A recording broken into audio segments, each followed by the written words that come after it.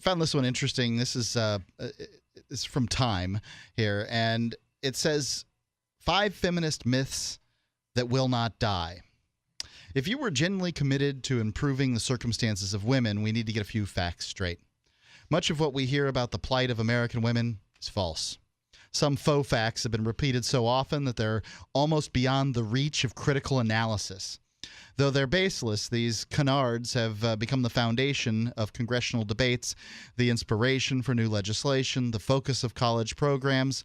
Here are 5 of the most popular myths that should be rejected by all who are genuinely committed to improving the circumstances of women. Okay, what was the source on this one? I'm sorry, I might have missed Time.com. Time magazine. Okay. I don't even know if they're a magazine anymore. Yeah, they may not be. Myth number 1. Women are half the world's population. That part is probably pretty close to true, right? Sounds believable. Working 2/3 of the world's working hours. I contend that that is not true.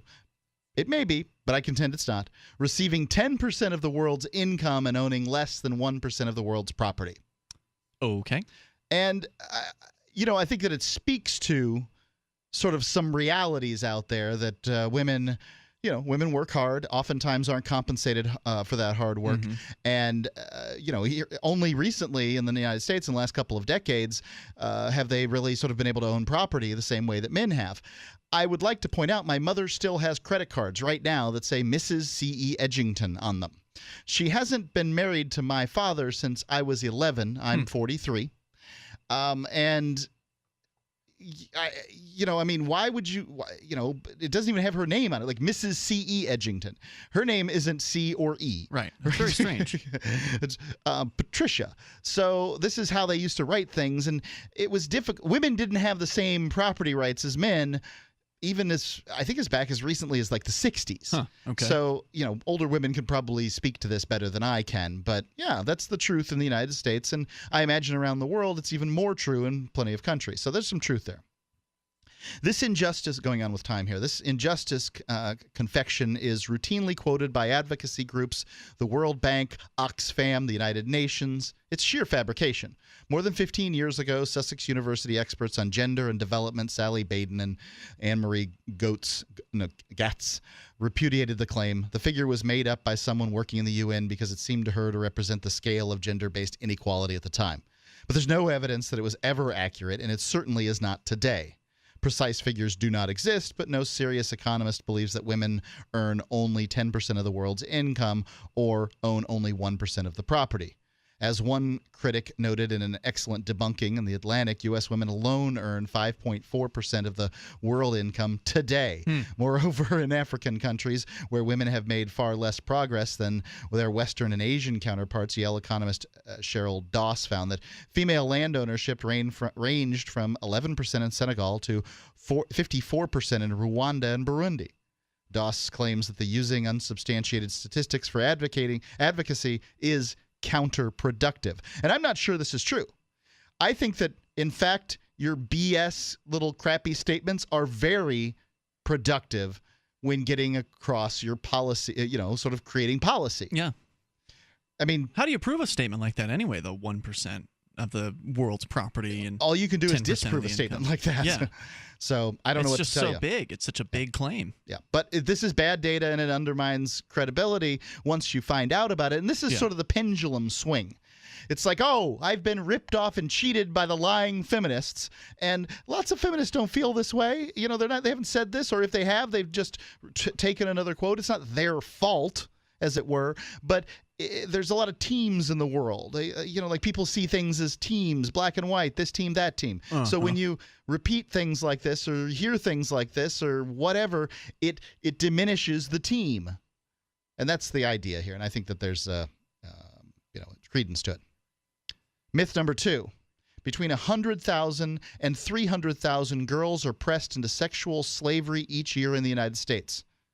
I heard this one, and I'm like, are you kidding me? Because this is a very anti-man kind of statistic. This says what does that mean? The sexual desires of men are bad and wrong. Prostitution is bad. All prostitutes are in sexual slavery. Many women marry.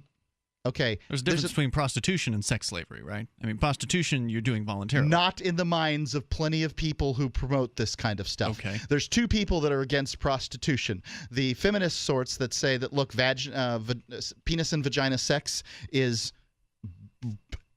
terrible. And there's the religious sorts which say that, prostitution's bad because God said so. Mm-hmm. So both of these are moralist groups that are promoting moral agendas. This sensationalized claim, going on with time here, is a favorite among politicians, celebrity, and journalists. Ashton Kutcher and Demi Moore turned it into a clause celeb. I never know how to say that. Those darn French. Both conservatives and liberal reformers deploy it. Former President Jimmy Carter recently said the sexual enslavement of girls in the U.S. today is worse than the American enslavement in the 19th century. That's ridiculous. It's all ridiculous. 300,000 women are in sex slavery in the United States? There's 3 million people in the United States. No. Not 3 million, 300 million. I'm sorry, 300 million. Excuse me, 300 million. This is a significant statistic. They said 100,000 to 300,000. I'd like to hear more about the debunking, but that, to me, 100,000 doesn't sound unbelievable. It sounds unbelievable to me. We'll come back with more here in moments. The toll-free number is 855-450-FREE. That's 855-450-3733. I would presume the 100,000 includes people that are imported from other countries as well. But we'll come back with more, and you can share your thoughts here on Feminist Myths on Free Talk Live. We continue here on Time Magazine's list of 5 feminist myths. Mark, you were on number 2 of 5, and we didn't quite get through it. Can you recap? Yeah, sure. Myth number 2 is between 100,000 and 300,000 girls are pressed into sexual slavery each year in the United States. The source for that figure is a 2001 report on child sexual exploitation by the University of Pennsylvania sociologists Richard Estes and Neil Allen Weiner. But their 100 to 300,000 estimate referred to children who are at risk for exploitation, not actual victims. So it's been misreported. Yeah, and I don't know what at risk means. When 3 reporters from the Village Voice questioned Estes on the number of children who were abducted and pressed into sexual slavery each year, he replied, "We're talking about a few hundred people." Ian, you said 100,000 was a believable number to you. And this is why human beings should not be responsible for statistics. Like, they just don't have the brains for it. You said, a lot of people could be in sexual slavery in the United States. And a lot of people are. A few hundred of them are. And that's a lot of people, especially if you're one of the people in sex slavery. But it's not nearly 100,000. And this number is likely to include a lot of boys, by the way. This is a number that's reported specifically about girls. Yeah. So they say 100 to 300,000 children are at risk for exploitation. Notice how it gets turned into 100 to 300,000 girls are in sexual slavery. That's huge. Now, that, my friends, is sexism. And this is the matriarchy at work. This is what is said and how men are discounted, vilified, and tossed to the side. Disposable humans. And nobody wants to oftentimes this is the clash that seems to go on between the men's rights movement and the feminists. And there's a lot of not communication going along, a lot of people taking sides, and it doesn't result in anything good. I feel like these conversations don't result in anything good. Like, if there is a need for feminism in the United States, first off, I'd like to know what that need's for. But if there's a need for feminism in the United States, it needs to truly reevaluate its message, because its message is all over the place and a mess. Myth number 3. In the United States, 22% to 35% of women who visit hospital emergency rooms do so because of domestic violence. So one more time? About a quarter to a third of women who visit hospital emergency rooms do so because of domestic violence. This claim has appeared in countless fact sheets, books, and articles. For example, in the leading textbook on family violence, domestic violence law. In the Penguin Atlas of Women in the World, the Penguin Atlas uses emergency room figure to justify placing the U.S. on par with Uganda and Haiti for intimate violence. What's the provenance? The Atlas provides no primary source, but the editor of the Domestic Violence Law cites a 1997 Justice Department study, as well as a 2009 post on the Centers for Disease Control website. But the Justice Department and the CDC are not referring to the 40 million women who annually visit emergency rooms, but to women numbering about 500,000 annually who come to emergency rooms for violence-related injuries. Of these, approximately 37% are attacked by intimates. So it's not the case that 22 to 35% of women who visit emergency rooms are there for domestic violence. The correct figure is less than half of 1%.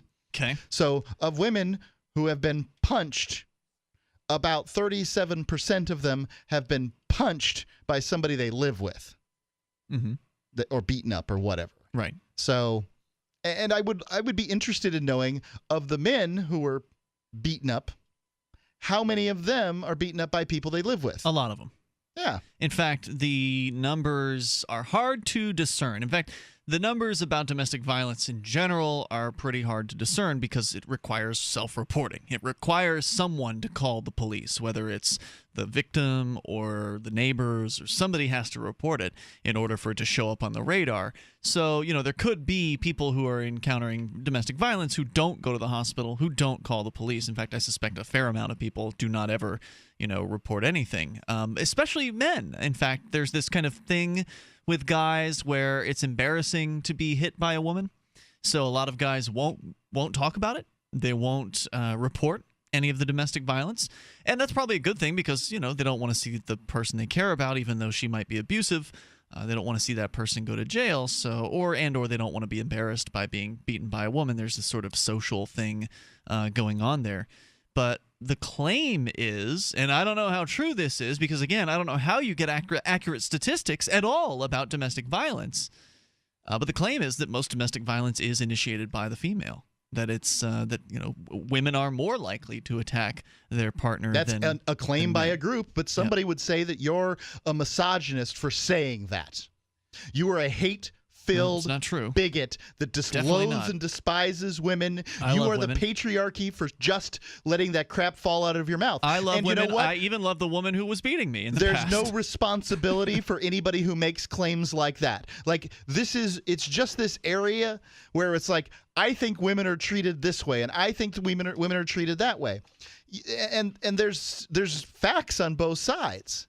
I love the rape culture thing. I mean, they can certainly point out that, look, there's a lot of cases where rape is, like pushed to the side, where people in power don't want those who aren't in power to report rape because it's bad. The Steubenville rape case with the football players was a really great example where, this girl from out of town gets raped, and the football players who are stars on the football team, they're protected by the power structure.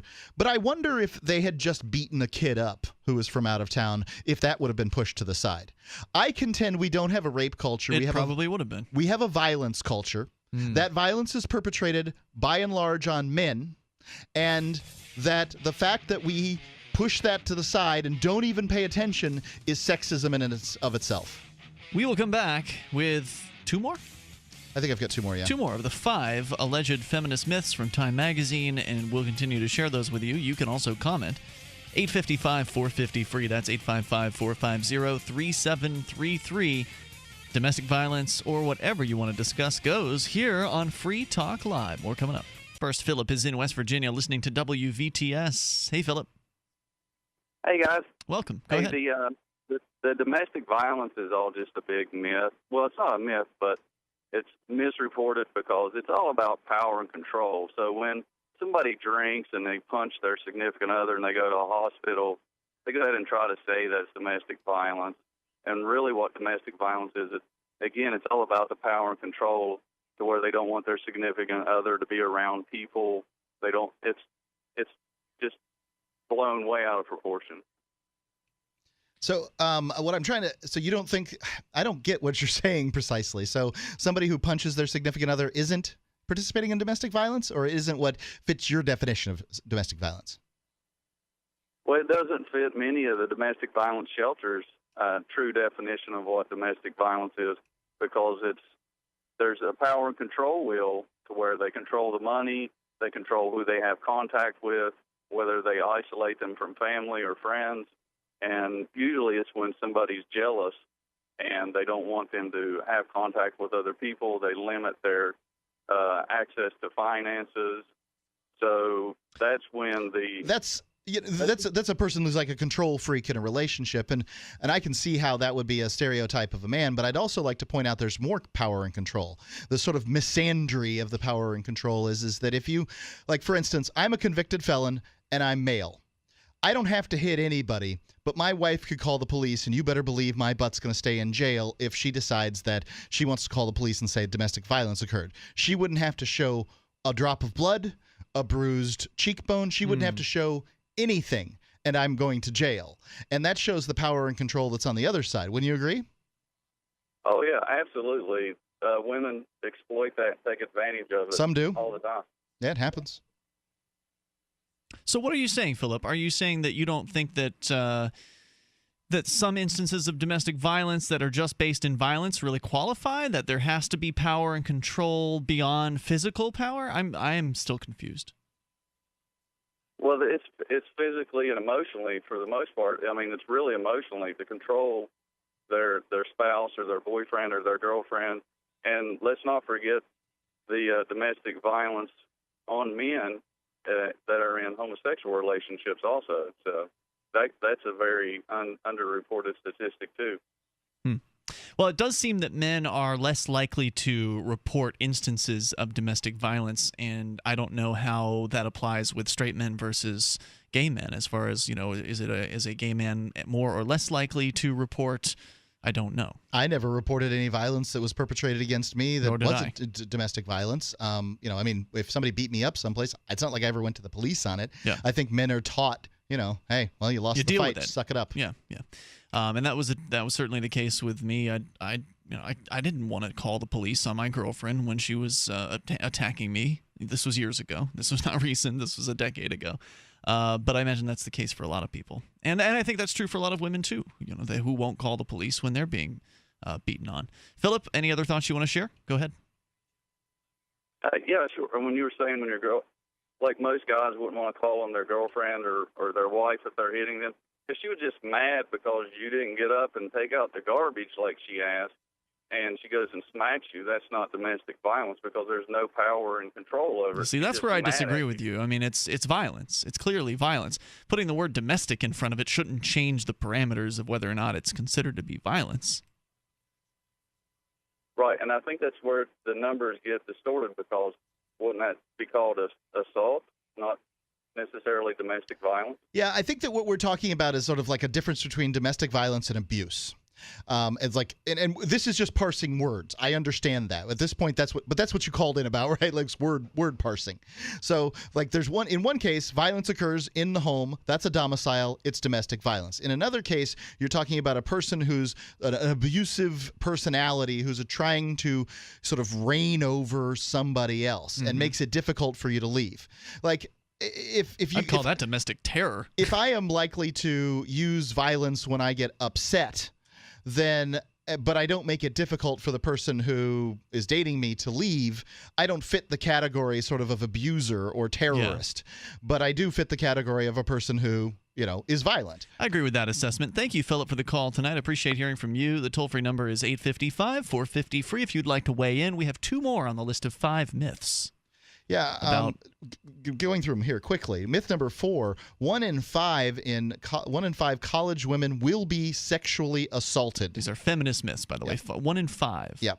And this is from Time magazine. This incendiary figure is everywhere in the media today. Journalists, senators, even President Obama cited it routinely. It sounds plausible. It sounds plausible. Well, that's because the world's been created around you with these darn myths that won't die. Right. I want to hear the details on this because the reason it sounds plausible is because you think about all the college partying that goes on and, the tool bag college guys taking advantage of college girls. See what you think about college guys?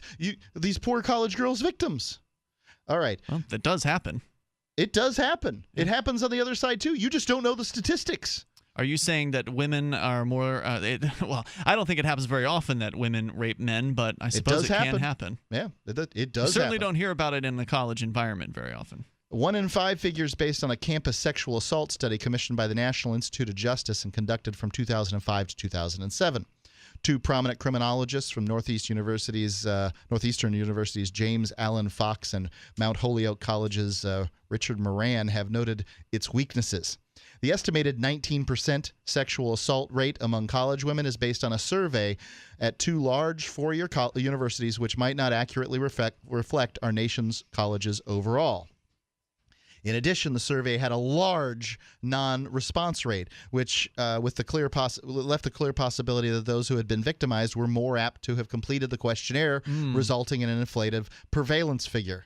Fox and Moran also pointed out that the study used an overly broad definition of sexual assault. Respondents were counted as sexual assault victims if they've been subjected to attempted forced kissing or engaged in intimate encounters while intoxicated. Clearly, only women who engage in intimate encounters while intoxicated. There's nothing forced. The word forced isn't in this. Intimate encounters while intoxicated. Probably only if they're women are they abused, though. Right? Like men who are drunk are abusers and have sex are abusers. Women who are drunk and have sex are victims. That's ridiculous. Misandry. This is the matriarchy. This is people trying to get a hold of power in the United States against another gender. This is hate and bigotry.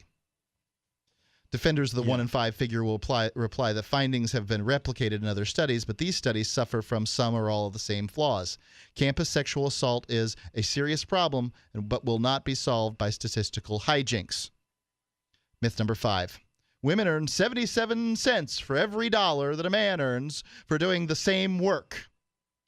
No matter how many times this wage gap claim is decisively refuted by economists, it always comes back. Yep. The bottom line, the 23% gender pay gap is simply the difference between the average earnings of all men and women working full-time. It does not account for differences in occupations, positions, education, job tenure, or hours worked per week.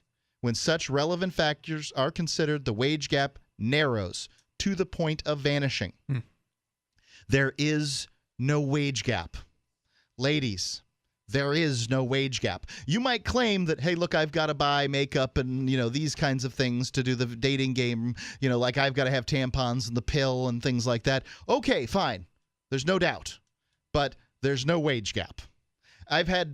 How many times have we seen this throughout the years on the BBS and the Facebook page and things like this? People believe this, and this it's one's just been not debunked true. Over and over and over again. But never hurts to do it again. Free Talk Live, 7 nights a week from 7 to 10 Eastern, live on the Liberty Radio Network at LRN.FM.